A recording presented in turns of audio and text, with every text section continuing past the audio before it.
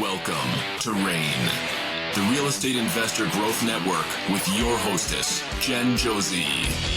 Join like-minded real estate investors and accelerate your business towards greatness. You will hear step-by-step strategies for success, interviews with real estate rock stars, and we will dig deep into past projects where we bear it all, including the good, the bad, and some just plain ugly. So get excited. Here's the bestower of badassery herself, the real Jen Josie. Listener discretion is advised. Hi, and welcome back. I'm Jen Josie, creator of RAIN, the Real Estate Investor Growth Network. Whoop, whoop. On today's episode, we have a guest that will be sharing one of their past projects. We will let you decide if it was good or bad or just plain ugly. But before we begin, here's today's badassery bestowment, my little badass gift to you. Today's topic is curb appeal. As real estate investors, when we are flipping a house, sometimes we can be so focused on the renovation of the inside that we forget about the exterior of a property. When buyers visit a property, that is the first thing they see. Sprucing up your curb appeal can be as simple as a few bags of mulch and some potted plants. You want that first impression to be a lasting one. Another easy addition to a front porch is a simple welcome home mat that may evoke a little emotion for a potential buyer. A big one for me is clean windows. You can have amazing finishes in your kitchen, but if they look through a dirty kitchen window, that could leave a bad impression. If you have a little more money in your budget, update the house numbers and mailbox. One of my favorites is to paint the front door a bright color. If there's an older light fixture, update that too. Hiring a landscaping company to trim up overgrown shrubs can also make your house appear larger. So before you list that completed renovation, remember to wow your buyers with some standout curb appeal. Now on to today's episode of the Real Estate Investor Growth Network podcast. We have with us RAIN member Lisa Romano. Lisa is a real estate investor, realtor, coach, and mentor. Lisa is a native of Connecticut and a graduate of the University of Connecticut. Prior to starting her real estate career, Lisa has had a very successful career where she developed and marketed financial services software for major international corporations holding various executive management positions at global companies. Lisa found her love for real estate when building her own home and further solidified it after buying and renovating a beach home.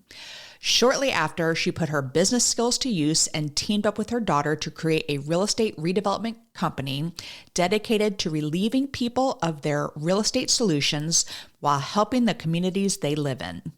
For the past several years, she has worn multiple real estate related hats, including realtor and investor, focusing on flipping properties and building rental portfolios. Lisa is a dear friend of mine, and it's a pleasure to have her back on the show. So welcome, Lisa. Thank you, Jen. Yay. Glad to be here today. My sister, how are you?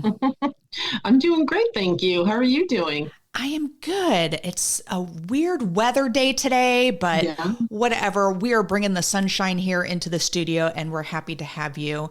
And yeah, we're the same here. It's dreary, but we're gonna make it all sunny today. So yes, exactly. And you are a coach with me for the HomeSchooled by Tarek education program, which we love, love, love. So I really do love it. Yes, I get to hang out with you on coaching calls every week and see your face, and you do great things with the students. So I do.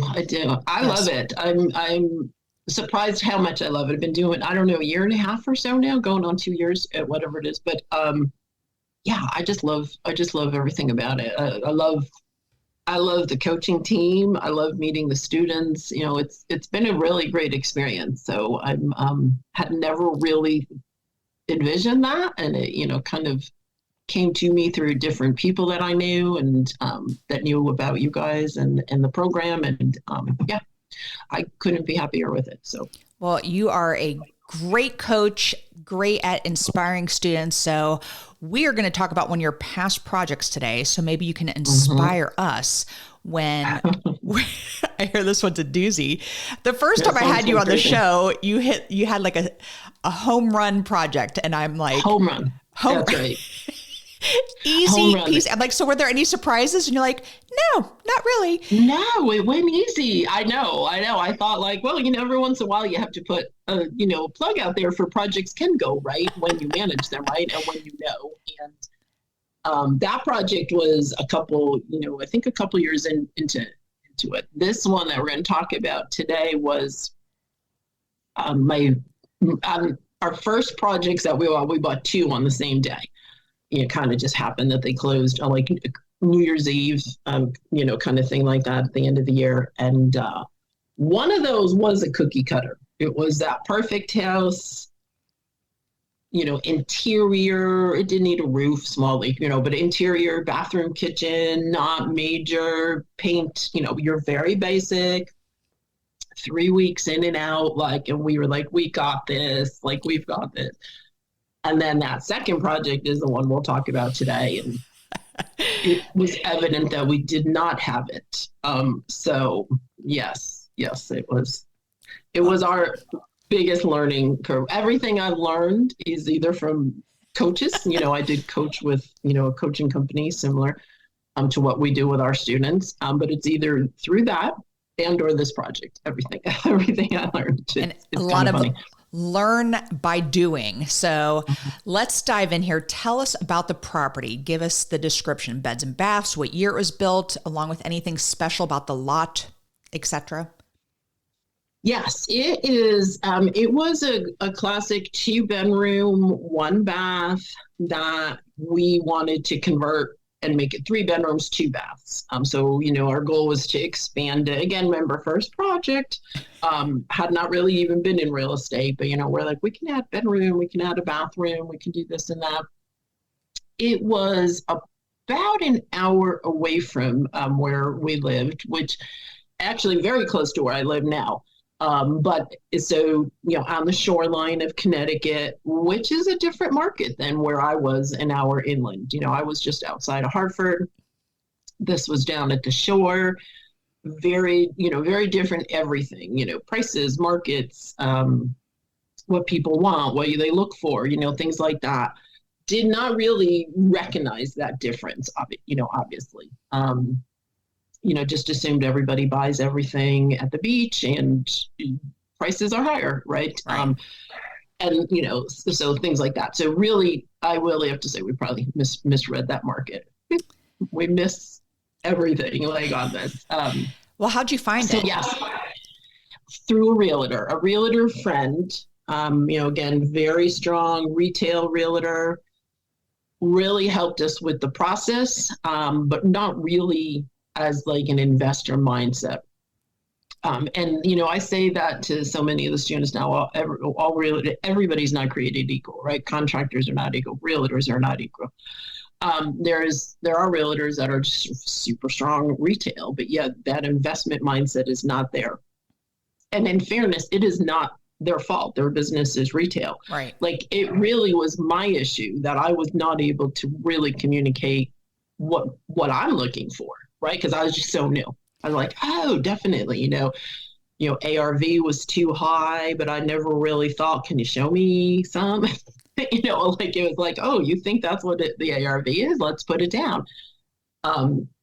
Things like that. So again, it's really me as an investor. I was not able to communicate what I needed. Probably did not even know it, what I needed, but So you're a rock star realtor up in your area. I'm assuming you did not have your real estate license at the time? I did not. Okay. I did not get it for 3 or 4 years into investing. Okay. All right. So you found it with a realtor. It was listed on the MLS. What was the asking price? What did you get under contract for? Tell us all that fun stuff. So it was a foreclosure, right? So bank-owned property. Very, horrible condition. We went over listing price because, again, the concept of our advice was, if you really want this, go in higher. Like, and as an investor, that's opposite, right? Right. It's what we do with retail when it's, something that you really want, you might want to bid up a little bit. Anyway, we went over. It had been on the market for a long time. So it was 135. Okay. And so we bid 135. Okay. Because she's like, that's what you want. You got to get it. Like, actually. And then what happened was the bank processes at the time, and this was before asset managers and things like this, was back in 2013. So they, hold their price, 3 weeks, lower the price, like what? So in between our offer of 135, they lowered the price to 130. We ended up getting it at 130, but we were like, we just overbid the bank. Like, we're so not doing this, in hindsight, we did not do it correctly, but we did end up buying it at 130. So I have heard, especially in the foreclosure process, that banks are notorious for not wanting to negotiate. So is that true in this situation, or how does that work? It's very true now. And it was a little bit true then. Like I said, they just stick to their price process, right? They were like, 3 weeks, we lower it. We take that number. 3 weeks, we lower it. We take that number. They're very mechanical. So there wasn't really negotiation. We honestly got lucky because they lowered the price. I think even the bank was like, we can't take 135. We just lowered it to 130. So good. We did. We saved $5,000. Yahoo! At the time, we thought, aren't we the luckiest people? But as we go through more numbers, you'll realize we weren't. We weren't so lucky. So, what was your estimated ARV, the after repair value at time of purchase? We went in thinking it was $375. Okay. Yeah, so we were like, there is money here. We don't care if we're paying $135. We don't care, and then, like I said, we paid the $130. We're like, woohoo, we are such good investors. And what were your estimated repairs? So we estimated $50,000, and I'll just give you a little bit of scope of work on this. So it was obviously kitchen, bathroom. Like I said, we were adding a bathroom and a bedroom. And the way this house kind of was, it was built in 1950, so not forever ago, but often in the shoreline areas, you'll find small houses that were built, by like families, and then they sort of just expanded. And this one sort of expanded in a way that the additions didn't even connect to the house. Like plants were growing, little trees were growing in between the walls of the house and, wow. out through the roof and things. Yeah. So we were like, that whole addition, we're just taking it off. Remember, 50,000. Okay. We're taking that off. We're going to redo the whole thing. The additions kind of went down steps. So we're going to level out the floor, just make it one level. So it's a true ranch, so on and so forth. Vaulted ceilings. It really is an adorable house. $50,000. Right. So that was our go-in budget. Now, did you walk through with a contractor? Did you come up with that scope of work? How did you come to that 50K in the beginning?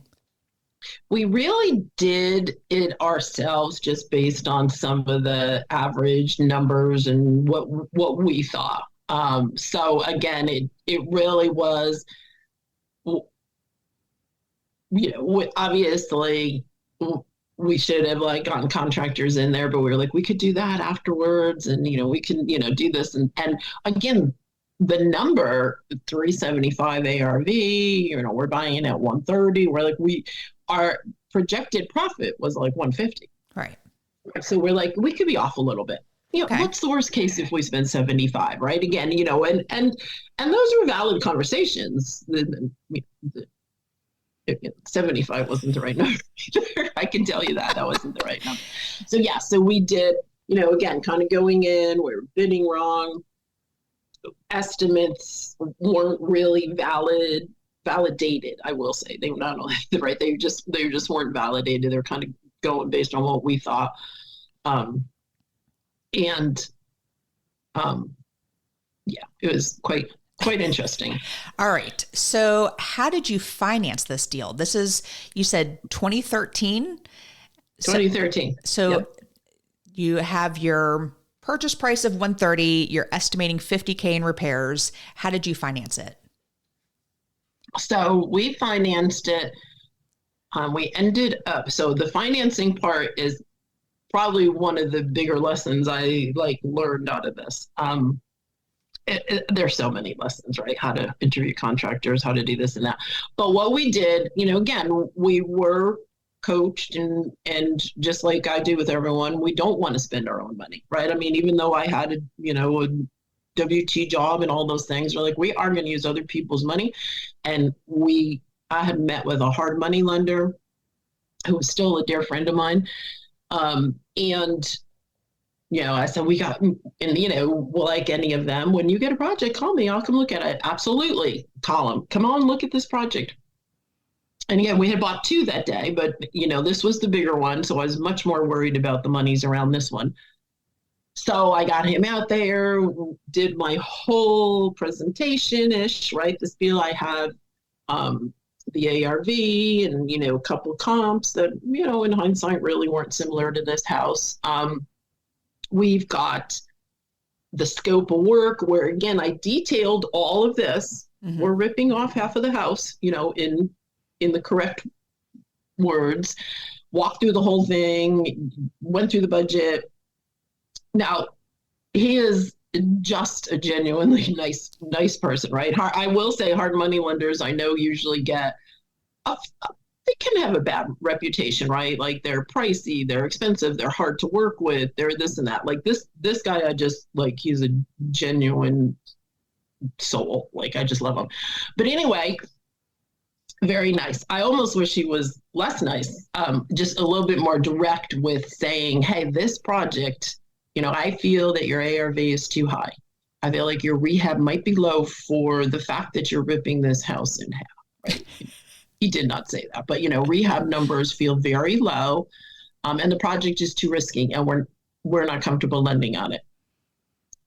That was the biggest red flag. The biggest. I don't think many people think of hard money lenders as a second set of eyes on your project. Right. No, right. I mean, we had not signed. We hadn't bought this yet, right? We're trying to lend it. Like I could have gotten out of that deal. Mm-hmm. Did not even occur to me at all. Again, he was very nice and pleasant and, said, when you get another project, I'll come look at that and we'll go through it again. And I said, I have another one, right? So that other, remember we bought 2 on the same day. So that other one, I said, I have another one. He came, he funded that one. That was cookie cutter. So on this other project that was not cookie cutter and he would not lend, in my head, I said, all right, I can find lending somewhere else. I have been coached on how to find private money, talk to all the people I know, and one of my dearest friends lent on it. So we ended up, again, although there was this giant red flag from my hard money lender that said, don't do this deal, I just went and got the private money. And did you borrow the purchase price and the rehab? So right now you're yes. looking at $180,000. Is that yes. what you borrowed? Okay. And then what was the percentage rate that you borrowed? I was paying 12%. Okay. 12%, no points, is what I paid on this deal. With a balloon payment at the end? Balloon payment at the end, so no monthly. So, again, the joys of private money lenders, you don't have your monthly interest payments, you're not paying points and, things like that. But again, my private money lender had, wasn't able to give me that second set of eyes that I completely ignored. Right. But all right. So we ended up doing that. So even right there, that was a giant lesson when a professional evaluator, when a professional who does this, who looks at projects and assesses the risk constantly, and when they tell you it's too risky of a project, and he didn't even say with your experience, right? We recognized it was our first one, but we're like, don't we know better? Yep. The answer would be not. We did not know better. All right. So big question here. What was your projected timeline versus the actual timeline. Yeah. Yeah. People are going to laugh and be like, how are you even doing this anymore? But anyway, we projected 6 months. Okay. Because who couldn't rip a house in half and rebuild it and sell it, do the whole thing and sell it in 6 months. It took us a year and 3 months, 15. Wow. All right. 15. And you're going through renovations now. You are taking this 2-bedroom, 1-bath property and you're making it a 3-bedroom, 2-bath ranch. You're leveling out, you're ripping off part of the house, rebuilding it. So were there any surprises along the way? Yeah, there definitely were surprises. Our contractor was a surprise. Again, like I go through an intense interview process now. I do referrals. I get multiple estimates. You should have, but this was a referral, a friend referral. So it is the classic what we did, both realtor and contractor. Go with people go with someone's cousins, uncles, whatever. Do the easy thing because you know them. Well, I can honestly say it is easy. You can hire them. They're just not what you really need. So yes, he was a referral from actually our project manager at the time was an acquaintance of. He didn't know him very well, but we're like, well, we'll go with who we know. Let's do it. This is going to be big. We want to go with someone we know versus, someone that was very qualified. So we did, that was honestly our biggest surprise going through that process of a contractor. I think I was most surprised at that again, not every contractor is ready to tear a house up and rebuild it. Some can do very good interior remodels and some are much more suited for some of these larger scale things. Probably one of my bigger surprises there, but yes. So so you hire him and then how's it going on the project? Project is moving along. Tear down was easy, studs, walls, easy. It's all that finished work just carried on. And then the reality was there were issues outside of the project, financial issues happening that we weren't aware of. And, he was starting to, hire less experienced contractors to save money and so on and so forth. And then as it got worse and worse and the timeline's just going on and on, he sort of went MIA. So it really became this, even the guys that he hired didn't even, know where he was and, things like that. So one day we went into the project to check it out, and which I would stop in on a normal basis. Again, these were our first ones, so we were there a lot more. And there's one man hanging our custom cabinets, elderly, asking us to help him because he had health issues that he couldn't do this on his own. Meanwhile, had drilled through all the cabinets looking for studs. Oh my gosh. The way he looked for studs was like drilling through the back of the cabinets. And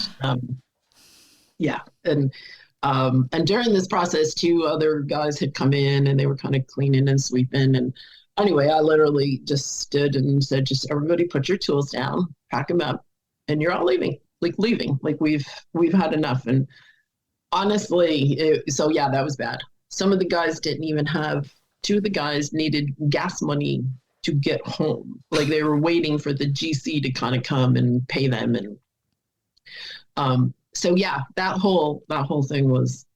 So did you have to hire another GC? Mm-hmm. Oh my goodness. Oh yeah. Cause we were only midway, and there's those points in every project, which I would say fire quicker. Like there were definite, you start to see signs, but you're like, let's just keep going. Right. Do I go down this road? I'm at that midpoint. Do I turn around and go back? Or do I just keep going? Because I'm going to get there eventually. Right. And so we have that mindset with the contractor. We'll manage the heck out of them. We'll get this done. And honestly, I probably, like when he's MIA, we couldn't even manage him, right? We didn't know his people. We didn't know any of that.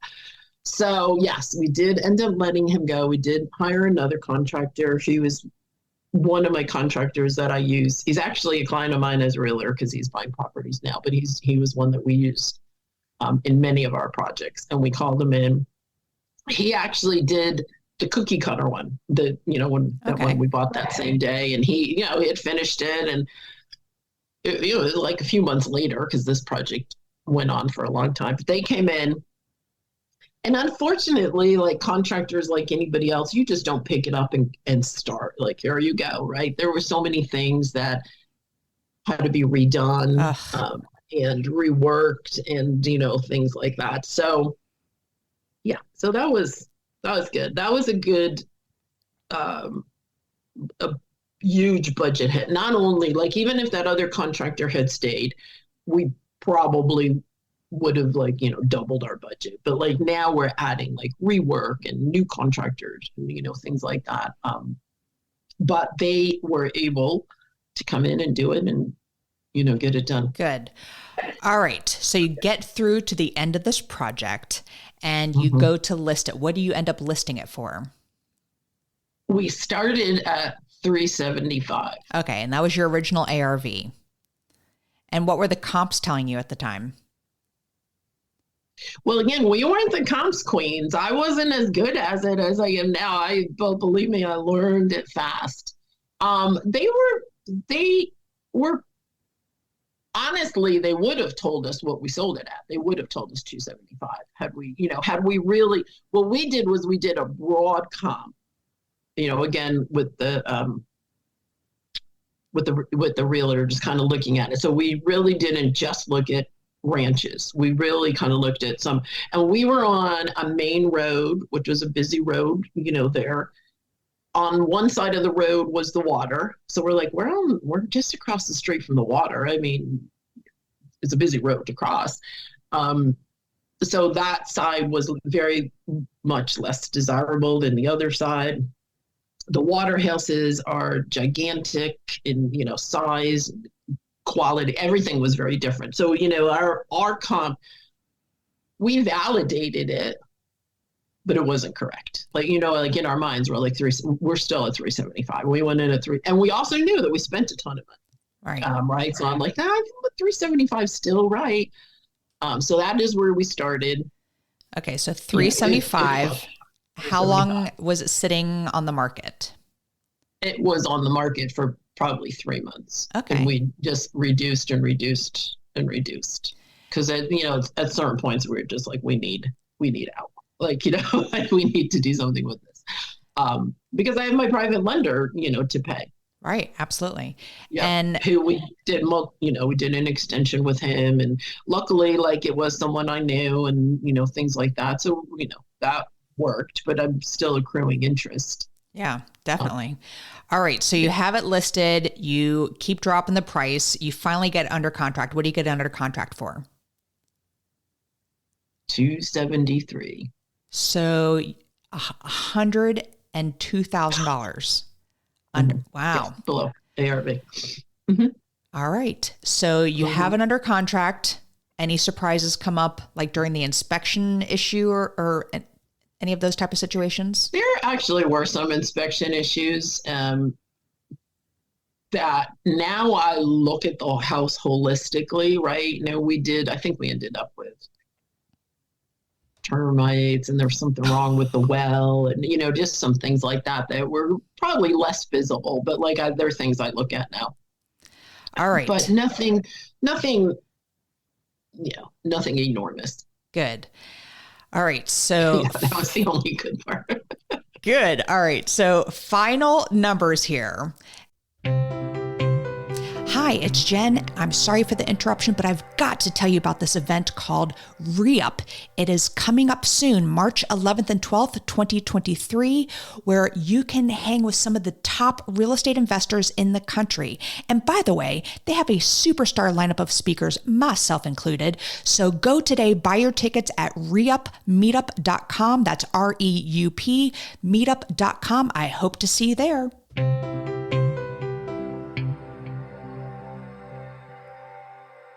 Estimated repairs were $50,000. What were your actual repairs? 134. Whoo. All right. And Mhm. your interest, because you originally thought it was going to be 6 months and it went 15 months. So what was the Yeah. interest that you ended up paying? Yeah, we paid like $20,000 in interest. All right. Yeah. Well, good for that private money lender. I know. He was my good friend. He's still my good friend. Good. Because I mean, he honestly, like, he is such a good friend. He's like, don't pay me interest. Don't do this. I'm like, no, the deal is the deal. Absolutely. That contracts are contracts. And I firmly believe that. Like, I paid everybody short of ourselves. Okay. And that will always be the case. Of course. In You always my want to do business. what's right. Absolutely. So holding costs, commissions, closing costs, what were some of those numbers? Yeah, so I have, let's see, insurance, like, 3,500, utilities are like 15. Yeah, permits were 1,000. My PM, so on top of the GM, I had a PM kind of managing him. So he was 10,000. Wow. So yeah, so it was a good amount to hold out for that long was a nice bucket of money. All right. So you closed at the 273. Mm-hmm. All right. So total profit. Oh, there was no profit. No, there was no, there was no profit. Do you know how much you lost? Yeah, I actually had to dig this one out of like my ancient QuickBooks. At the end of it, it was about 25,000 lost. All right. So important question here, Lisa. Did it make you run away from real estate? No, it actually didn't. And I think it made me rethink everything, right? It just made me rethink, yeah, I'm getting education, but no, I don't know everything. My education is really doing it, right? Like for any of my students, right, I'll tell them this and that, and I'm sure you do the same thing, Jen, but it's like, you've got to go do it. Yep. I can tell you something every single day. You've got to like go do it and learn it. And actually kind of listen to what we're saying. Like I had coaches, right? They would have never said, do this deal. We did not do deal reviews at that time. I kind of wish we did, because they probably would have said the same thing as my hard money lender. And likely, I could have walked away from that deal. So could have, should have. Yeah, coulda, woulda, shoulda. So looking back on this project, with all your future projects from this point on, did you do anything differently, just from your experience from this project? We did like everything differently. So at that point, Stephanie, honestly, it forced us to do it, right? Because again, don't forget, we also had this perfect project right over here that was 3 weeks in, and nothing exactly on budget, sold, made $35,000, which in 2-3 months, I'll do that every single day, right? It wasn't a giant moneymaker, but there's nothing wrong with it either. So yeah, so I think that also inspired us as well. And plus we were just committed. I probably didn't even tell you. So in between all that, I had left my full-time job too. So I do know this story. So you quit in the middle of this project? I quit before this project. Before this project, I quit when we had no projects. We were negotiating. So I'm like, we've got this. I think I quit in October of 2013, and we bought these in December of 2013. Wow. So again, that's why I think I just plowed through this. Really, just like, this is it. We can do it. Like, you did what they call burning the boats, where when you're going to attack, and there's no turning back. So you burn the boats so you can't even retreat. So, and it's made you the awesome investor that you are to this day, and to go through that. But so many people would have given up, and congratulations to you to keep going. And now by having that experience, it makes you a better coach to teach that to other, students as well. So excellent. It does. Horrible. I always say, ask me how I know, right? Like, do you say that to your students all the time? I'm like, one of my mentors, at my education company is they just ask us how we know this. Yeah. And every single thing that went wrong, we improved, right? So Stephanie got her realtor license, so she became our realtor. We put systems in place, right? How we really fine-tuned that analysis sheet. We didn't do the contractual, the rehab estimates on our own. We got contractors in. We did all those kinds of things. We scope of work.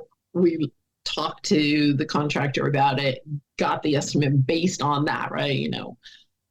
Things like that. So what about managing contractors? We definitely did that different. I absolutely get, which I was taught, just did not do it because this was that friend referral.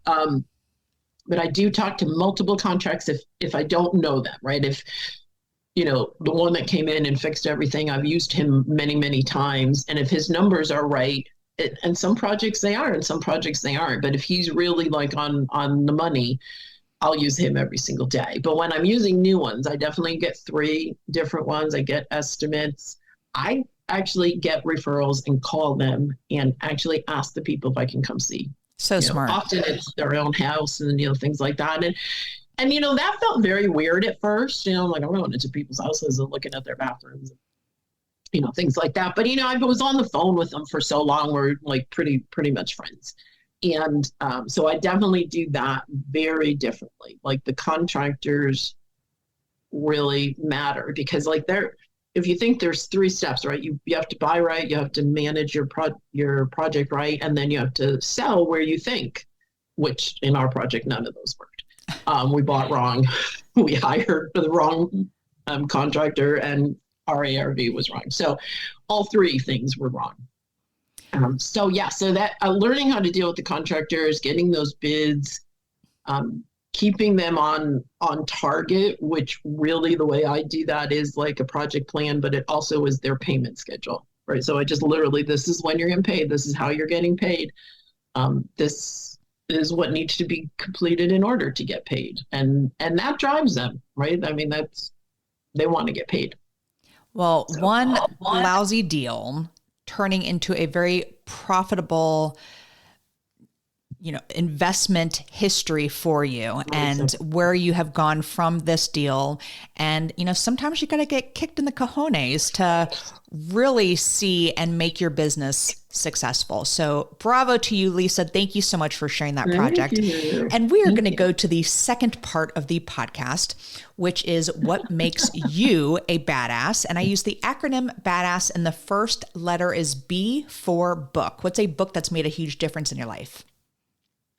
The one that you recommended, right now I'm on a journey of improving myself, right? Over the years, we've worked on the business, and that's not to say I don't still do that. And, raised my daughter and she's now raising her family and things like that. So I'm at that phase where I'm very much like, I have to look at me, right? So the book that I'm reading now, and I have got to get through it. I have to say I'm not a slow physical reader. I just don't put as much time into it. But the book you recommended, that You Are a Badass. Jen Sincero. I freaking love that book. I have the desk calendar too. Like she has these nuggets that you're like, she gets me every single time. So she does, because it really just kind of looks at yourself and, why do you doubt yourself about so many things? And, it just improves you, which is an unusual read for me. So that's kind of my journey at this point. But historically, I've read so many of them, right? The E-Myth for real estate investors, Rich Dad, Poor Dad, so many of the classics. I actually have Atomic Habits that I have not started reading yet. That's a good one. I love that one. Next one. It is, because again, that's sort of me. I put everything on my calendar, and I'm very very planful about it, but then things happen and I go away from it. So I do really want to build my habits very strong and stick to them and, things like that. So great. And that You're a Badass book, I like to reread that every year or so, or listen to the audio version of it. And I get something different every time I read that book. I just love that book. So I'm glad you're getting get into that one. All right. Oh, that's good. I really have to get myself to finish it. I do say I find less and less time that I set aside for books. So that's one of my improvement areas over the year. All right. The first A in badass is A for advice. What's the best piece of advice you've ever received? So one of my mentors, and yours too, because we educated with the same company, but Paul, he used to, and in fact, I have it written and just keep it near my desk because it really just keeps me going. Paul Asajan, is that who we're talking about? Yeah. Okay. Yes. He used to always say, everyone has excuses. We just don't care about them. And when you really just look at it that way, like how many excuses do I make in a day? Like I just said, I want to work on my habits. And it's because on my calendar, it says this is, my call time, right? You're calling leads, you're calling, whatever, but it's all blocked out there. And then something just comes up and I have an excuse to not do it, or I started, but I don't finish it all the way, or, something. So I keep that posted because I just often look up and just go, he's right. We just don't care about those excuses. Yeah. And just get it done, just take the action and get it done. So that Paul is such a smart guy. I love him. He is. All right. The D in badass is for drive. What drives you to be successful?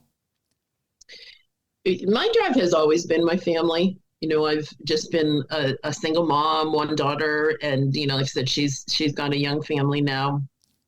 You have a new baby, a new grandbaby. I do. I have a 7-week-old grandbaby. So, and a 3.5-year-old grandson. So we're, and she's done now. So, it's almost like finite. I'm like, I know what I have now. So they drive me, in most anything. We, recently lost like my mom. And so I just think about family a little differently now.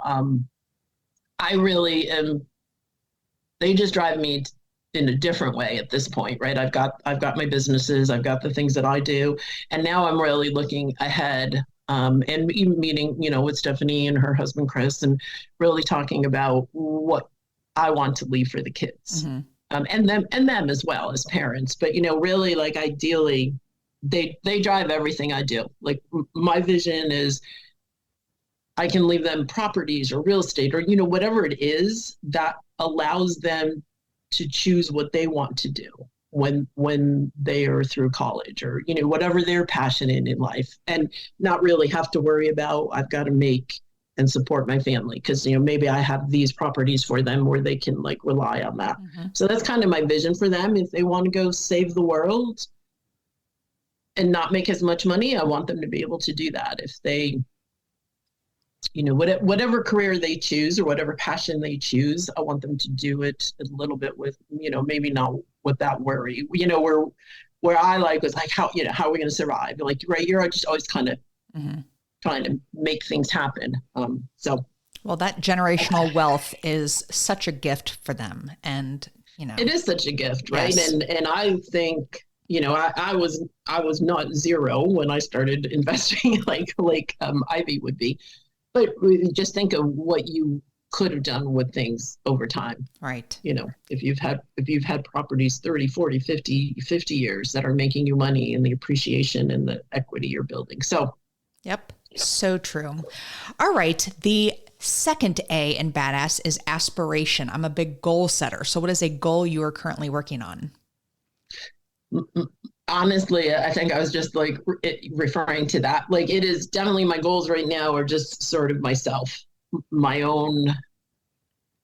Putting yourself first. Yep. Yes. Putting myself first, which has not been my norm. It just, hasn't, because you've been, I've been raising my daughter, doing this and that. And I love helping people and, doing things like that. So, but I do feel like it's just time for me to figure out all my things, how I can, move forward and yet still help the family, community, and friends, and whoever else I might need to. Well, to help. I know the students are very appreciative of you for sharing your knowledge with them. Yes, absolutely. All right. The first S in badass is systems. What systems do you have in place to help you achieve success? My primary system that I find has been the most successful for me is my networking system. So that is honestly staying in touch with people Huge. it is so huge, so huge. Like, honestly, I wish I had used it more effectively in my corporate world, which I feel like I was successful at, but I still feel like I could have networked differently, probably had a, even better career there. But even here in investing and real estate, it is just nonstop communication, staying in touch with people, meeting new people, helping them, right? Whatever it is. Like, every investor I meet, every wholesaler I meet, things like that, like, I don't have to always get something out of it. Like, I help them. It just all kind of comes around. The reason I met you was, through someone, that we knew collectively, Right. and got to this group. And again, it was not really a goal of mine, but it was one of the best things that happened to me. So networking, I feel like just opens so many doors. So if you're consistent with it, I make sure I talk to X number of people per day, meet new people a week, things like that. So it helps as an investor, it helps as a realtor, and it honestly just helps in life. Yeah. So I would say And networking. what's so different about this industry, compared to other ones, other jobs that people have, et cetera, is it's not, I always refer to the pie, for example. So it's not like you get a piece of the pie, I get a piece of the pie. No, there's no pie. There's no loss of, if somebody is doing really successful, it doesn't mean that there's less for me to be successful at. And when you get in this industry, you do get to a point where things are starting to flow a lot easier, and it's, you get bored and you want to give that back, because so many people did it for us. So excellent. And networking, again, I can't stress it enough, because I have students who have yet to ever attend a networking event, and then they go to their first one and everything changes just by the people in that room who you meet, because those are your people now. Absolutely. So Absolutely. very good system to have in place there. Yeah. All right. To wrap this up, the final S in badass is success. Ooh. I know. What does success mean to Lisa? I think my success, to me, again, is a little bit more on life balance. As I look at my goals, I do 3 P's, right? It's professional, which is my business. It's personal, which is me. And then it's people, like other people. So whether it's family, friends, community, students, whoever it is. So I feel like my success is driven when all of those are in balance. And that's not to say I don't ever work on them, right? But when my professional, right, I've met my business goals, I'm doing what I, want to do. When my family goals, my family goals are met, my friends, my community, things like that I'm helping. And then myself, right? And when, like I said, this year is a little bit more about me, which I even struggle to say those words, but this one is going to be about me. So it's going to be about, what do I want? As like I said, we just had a death in the family. So where am I going next, and how am I going to help my family and health and all those general things. So to me, 3 pillars, discs, whatever, they just need to be balanced, and that's when I know I'm successful. Well, I appreciate you sharing this project today. Even though this project was not successful, it definitely projected you to a successful business. And I'm so proud of you, so proud to call you friend. You're a RAIN member as well. We're coaches together. I just absolutely love you to pieces. Thank you for sharing this on the show. Thank you for being here, Lisa. Thank you so much for having me. It's always fun. All right. Well, that is all. Thank you for listening, and we will catch you on the next episode. Now go out there and share your badassery. And don't forget, make it a great day. Take care. Bye-bye. Whoop, whoop. Thank you for listening to RAIN, the Real Estate Investor Growth Network. Be sure to subscribe on your favorite podcasting platform so you never miss an episode. If you need more badassery, you can follow Jen Josie by visiting therealjenjosie.com or become a member of RAIN by registering on rainmastermind.com.